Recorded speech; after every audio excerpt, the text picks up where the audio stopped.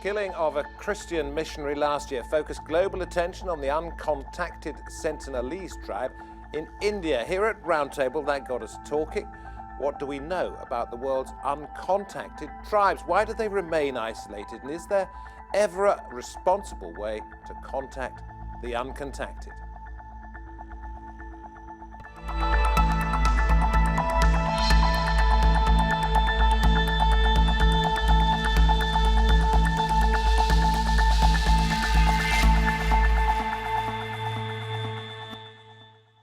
Welcome to Roundtable with me, David Foster. Open a magazine, switch on your telly, and you'll find a host of travel and adventure programs covering every inch of the globe. So it's hard to believe there are still uncontacted peoples, but there are. So how much longer they have in isolation? That's the question.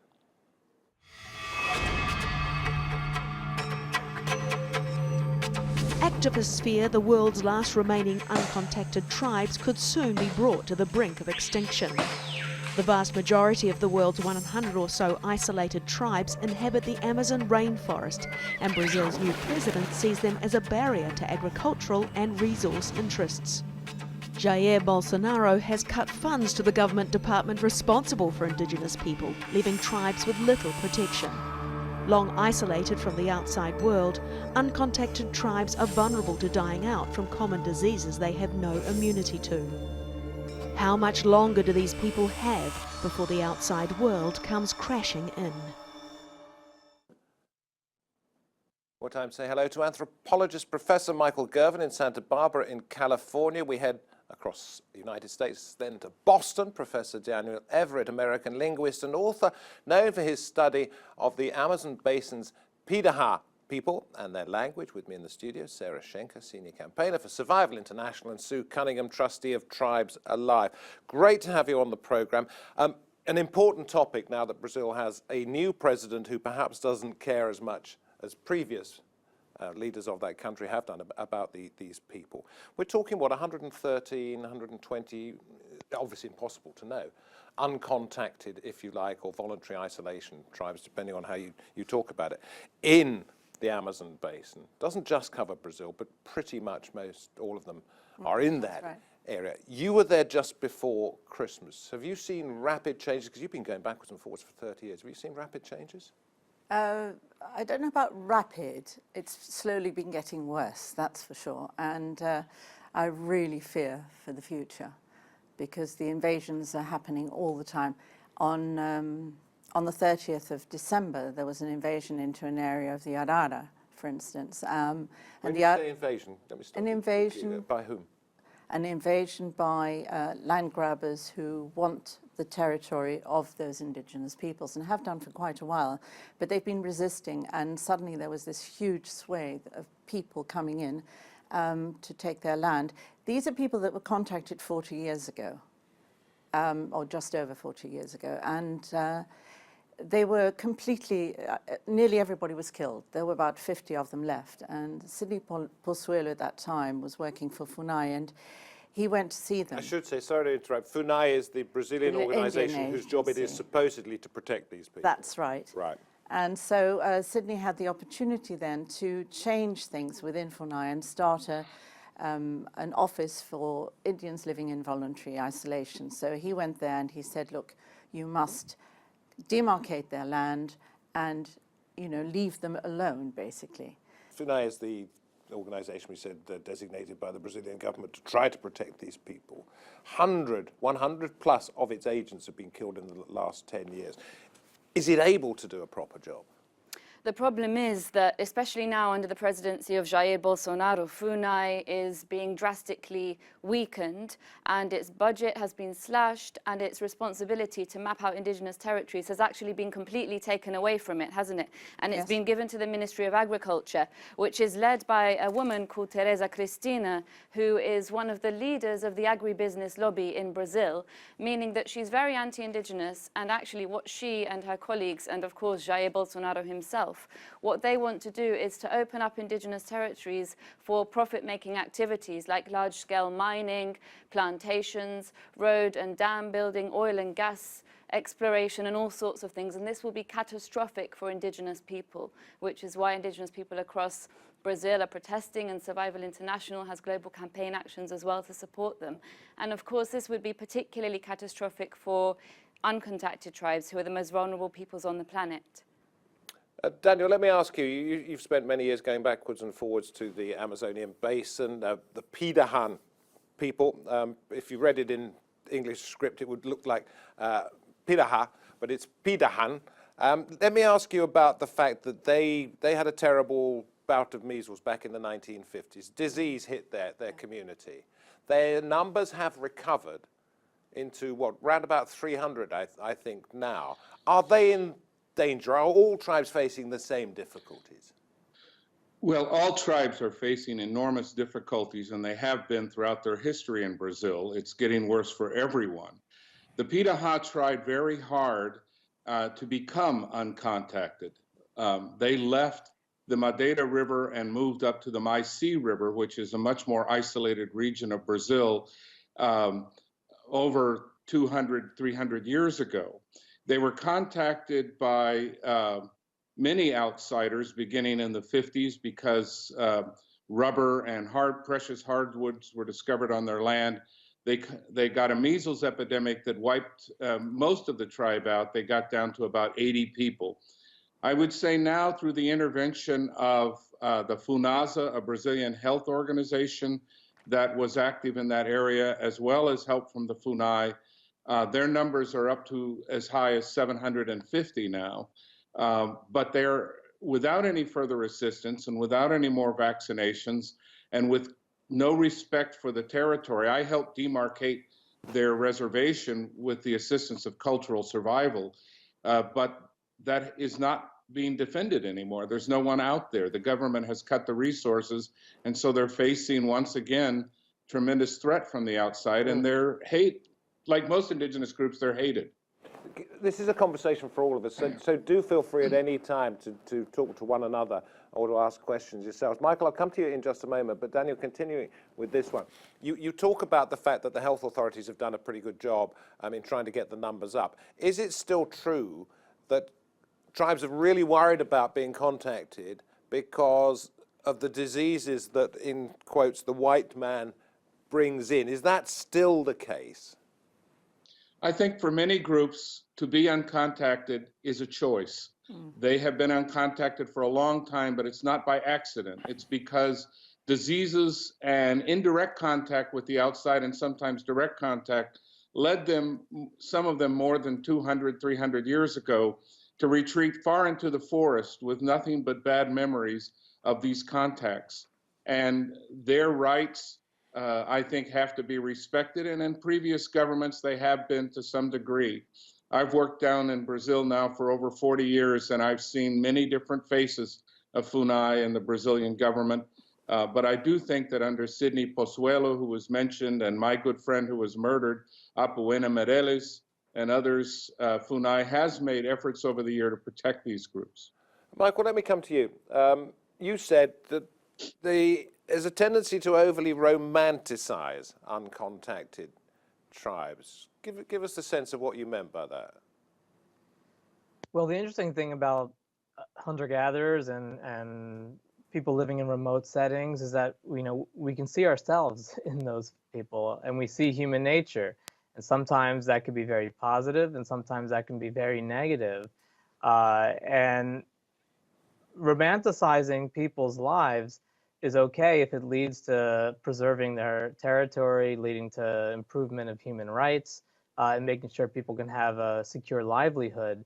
I'm not sure exactly what led John Chow to take it upon himself to try to make contact with a population that made it quite clear on many occasions that they did not want to be contacted.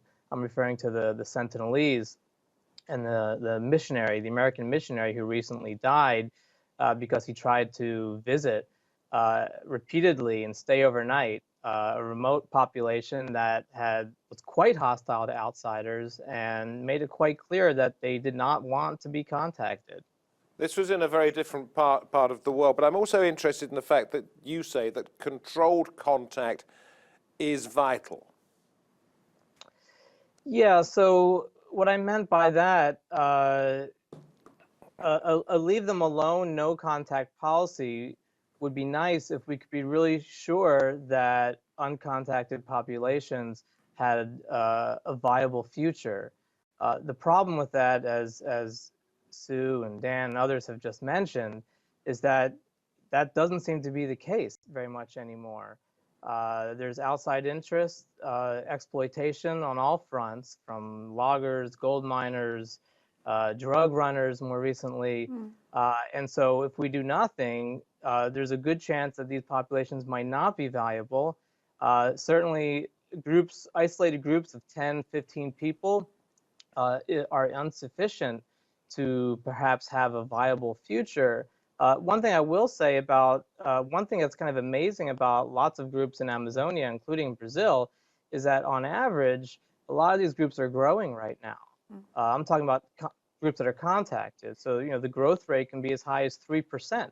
But their land which is so big, there's enough room for Right. everything, and leave them to themselves. Yes. Exactly. I must say, this argument that uncontacted tribes' existence is not viable, I find that to be extremely dangerous and incorrect. Because first of all, where uncontacted tribes' land is being protected, we see that they're healthy and they're thriving. For example, in the case of the Sentinelese that you've just mentioned, and the uncontacted frontier on the Brazil-Peru border, where we see uncontacted tribes living and thriving where the land is protected. Of course, it's true that there are increasing pressures on this land, but the answer is not just to say, well, they're not viable, we should make controlled contact. The answer is to protect the land, especially when we know that controlled contact is likely to be fatal, will be fatal for uncontacted tribes, could wipe out whole populations as it's done so many times in the past. And that's precisely why the Brazilian government policy was changed, as Sue mentioned, in 1987 to one of protecting the land rather than a policy of forcing contact, because that was so catastrophic. How do you get the balance, though? This is for all of you. How do you get the balance between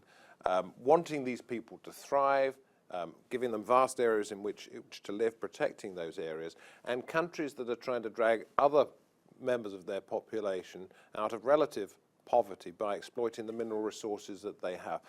These are two very, very Most of the produce that comes from the Amazon is exported anyway, and it's not going to help the man on the street that's starving in cities. So that's a spurious argument. I think so. Yes, I agree. Yeah.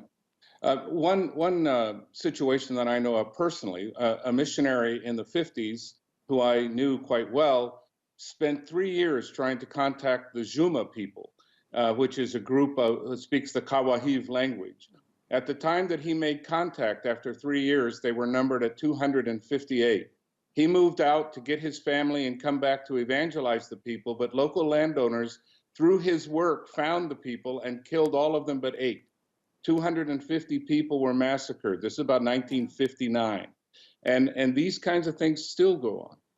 Okay, so let me ask you what needs to be done. Again, this is for everyone. The argument about sort of trying to lift one section of society out of poverty while protecting the other has been kicked into touch here. But what does need to be done? Because there are different interests here.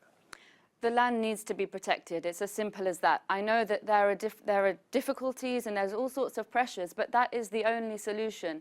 For the survival of uncontacted tribes, their land has to be protected. And they show time and again, as we've said, that they don't want contact. They point their arrows up at passing planes and they leave cross spears on forest paths. And that's their right under Brazilian and other countries' laws and under international law as well. And surely it's their moral right. Just like we have the right to live as we choose, they also have that right, but the only way they can do that is if their land is protected. And I do think it's a matter for all humanity, because our consumption of wood, wooden furniture, of jewellery, of oil and gas is fueling their genocide. So I think that it's something that we should all get involved with, and we should all pressurise governments and companies to protect uncontacted tribes' land. Also, I think we need to remember that it's absolutely vital in our fight against climate change, given that uncontacted tribes are the guardians of the most biodiverse places on Earth. So we have a global interest in protecting them. Absolutely. Is anything actually happening that you think, anybody, or any one of you think is really making a difference, apart from perhaps saying it's protected? Is anything actually practically happening? Michael, let me throw to you because you've been quiet for a while. In terms of what the Brazilian government had previously done, forget the fact that it has a new president, what the Peruvian government has said, Ecuador, are things happening in the way that you would be encouraged? Well, I think, well, programs like this and just getting the word out and recognizing that it's not just a Brazilian responsibility, but it's really a world treasure. I mean, yes, most of the uncontacted populations live in Brazil, and so a lot of the focus has to be on Brazil, but the kinds of resources that are required, so as someone had mentioned already, you know, FUNAI's budget has been cut. With the new government, things look like they're going to be shifting, priorities are shifting.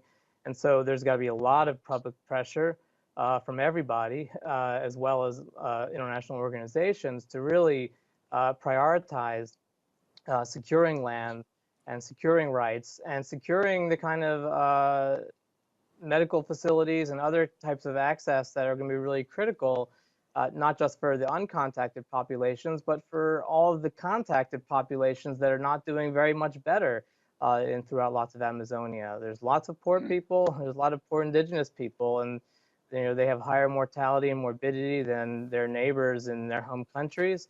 And so we need to really focus attention on all indigenous people in the Amazon. Yeah, Peru's made a couple of moves. Look, I'm not the expert here, you tell me, but it's made a couple of moves. It's designated 2 areas to be national reserves, but there's a lot of disinformation out there.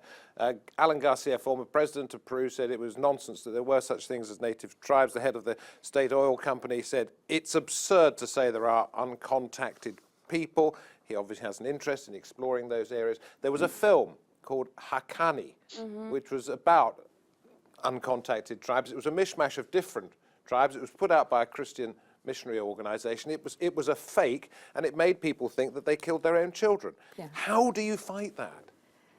Well, what we've seen in the 50 years of Survival International's existence is that international public pressure is by far the best way to make real change for tribal peoples, because we need a groundswell of public opinion and people pushing governments and companies to protect their land. One thing I'd add, though, and also going back to the previous question, is that it's really interesting, isn't it, at the moment, to see Indigenous people's own actions. Absolutely. So what we see is contacted Indigenous people who are the neighbors of uncontacted tribes. They have, of course, realized that the government isn't doing its job in protecting that land. And in some cases, they have become guardians of the Amazon, meaning that they go, they find the illegal logging hotspots, and they kick the loggers off their territory for the good of their own families, but also of Physically, their how do they do that neighbors. without shooting them? They don't shoot them, they don't use violence. They sometimes burn some of the equipment of the loggers, making it impossible for them to carry on working, and then the loggers leave the territory. They also feed information to the police, because of course, Indigenous peoples are the ones who know their territories best. Do you think in 100 years' time we will still have Indigenous people who are voluntarily in isolation or uncontacted? Somebody asked me that about 30 years ago, and I was a bit worried at that point.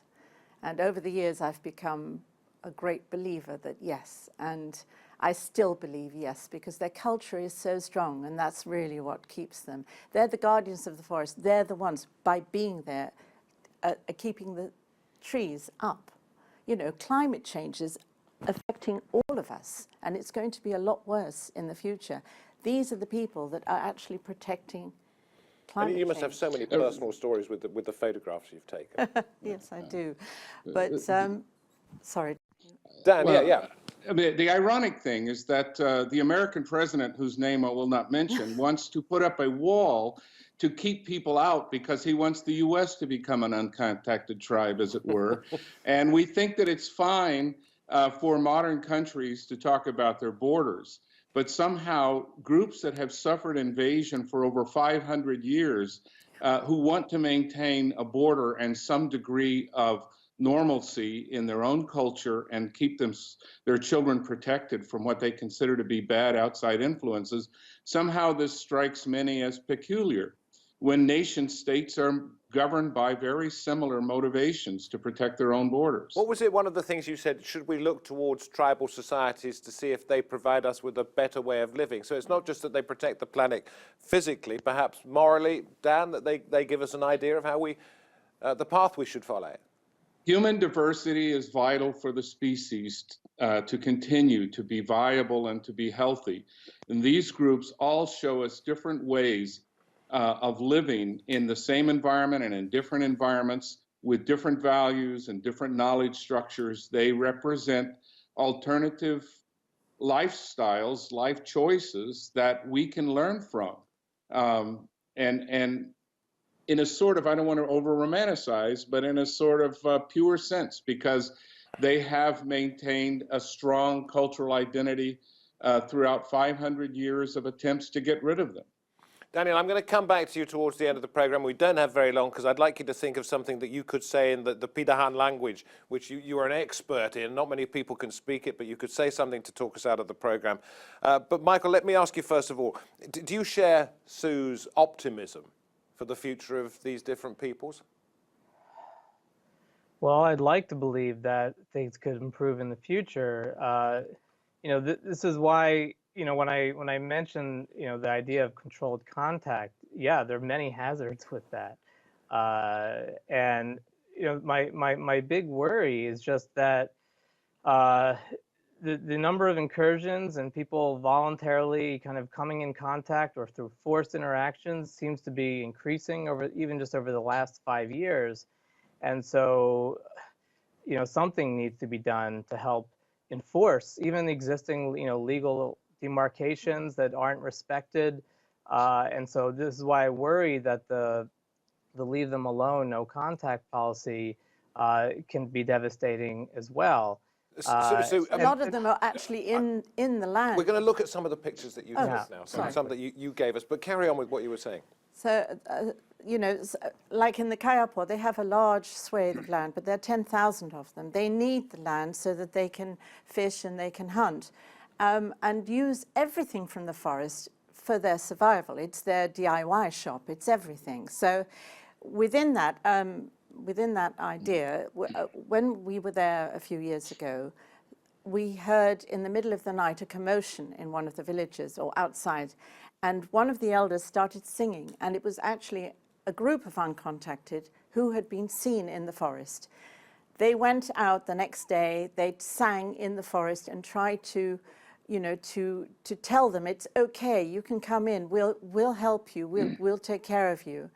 And they actually, a few days later, they left some knives and things. They all disappeared, but they never did come to the village. And when I asked the elders about it, when I asked the elders, well, now what's going to happen? He said, as long as we've got our land, they're safe. And now, maybe you don't want to say too much about it. When you go there, you're frightened for your life sometimes. Oh, yes, quite often. Not because of the tribes. Oh, never. I've never, ever had any problem. Even when I traveled alone and I was a lot younger, you know, I was called a warrior, and I sort of went out into the forest, you know, overnight, even with other warriors. But worried for your safety now because of? Well, because now, if I'm in town and somebody sees, my husband's very tall and I can't really hide him. I speak Portuguese, and so does he, but he's, you know, he's an eyesore. So when we're somewhere in a town like São Félix do Xingu, for instance, where 2 weeks before we arrived, somebody had been cut in pieces with a chainsaw before 6 p.m. So when we were there, somebody came up to us with a pistol in his waistband, accompanied by 15 other men, and they said, "Get the hell out of here." Well, he used other language, but that's the gist of it. So yes, I do. Yes, I am. And yes, I am afraid for my life on those occasions, but I don't know.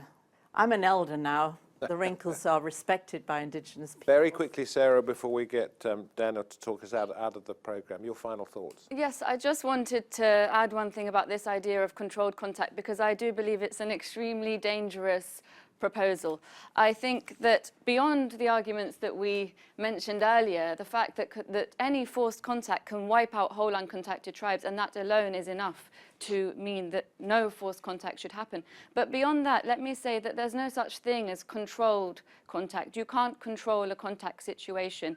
Even with all the preparation and all the medical teams and everything, Brazilian experts have said that it's impossible to control such a situation. Indigenous people, contacted people of course, are strongly against the idea of any forced contact, which would include controlled contact if such a thing existed, and they are lobbying for this not to happen as well. And my final thought is that this idea is music to the ears of people like President Jair Bolsonaro who want to open up uncontacted tribes' land. Appreciate your time. I'm sorry I have to sort of jump in and sort of stop you talking when you've got so much to say, but we only have a limited amount of time. Let's hope the message got out there. Thank you for the opportunity. Hey, listen, great. Dan, give us a final thought.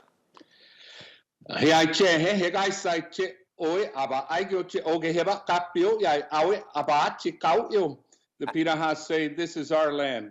Foreigners need to stay away from us. Thank you. That's a common meaning from them. Thank you so much. Thank you very much indeed. From California, from Massachusetts, from here in London, all the way to the Brazilian, well, in fact, the Brazilian, the Ecuadorian, the Peruvian, the world's Amazonian rainforest. We thank you for watching. From me, David Foster and the team, goodbye for now.